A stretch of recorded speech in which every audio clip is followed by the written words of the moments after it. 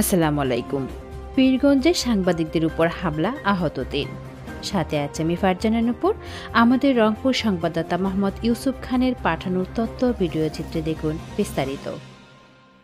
পীরগঞ্জে সাংবাদিকদের উপর হামলা, আহত ৩।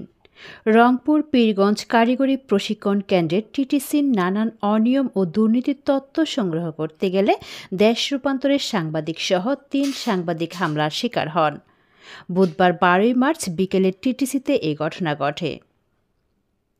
এলাকা সূত্রে জানা গেছে, পীরগঞ্জ উপজেলার অভিযোগের প্রেক্ষিতে ৩ সাংবাদিক টিটিসিতে তথ্য সংগ্রহ করতে যায়।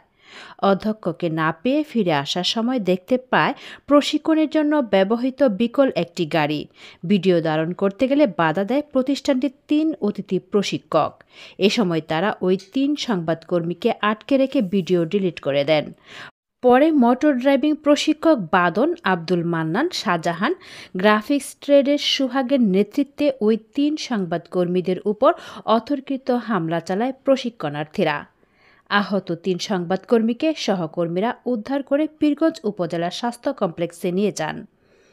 আহত ওই ৩ সংবাদকর্মী হলেন দৈনিক দেশ রূপান্তর পত্রিকার উপজেলা প্রতিনিধি আব্দুল রহিম, দৈনিক গণকণ্ঠ পত্রিকা উপজেলা প্রতিনিধি রতন মিয়া, ৭১ টিভির উপজেলা প্রতিনিধি আশিকুর রহমান।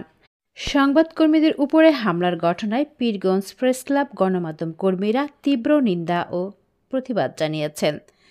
এ ব্যাপারে পীরগঞ্জ কারিগরি প্রশিক্ষণ কেন্দ্রের অধ্যক্ষ মহিবুল ইসলামের বিষয়ে যথাযথ ব্যবস্থা গ্রহণ করা হবে।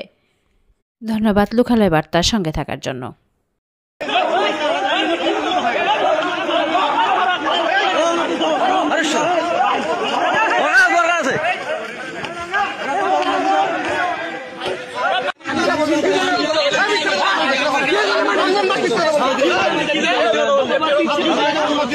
সরি ভাই